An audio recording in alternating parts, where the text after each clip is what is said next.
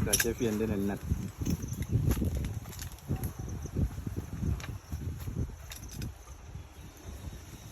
aqui va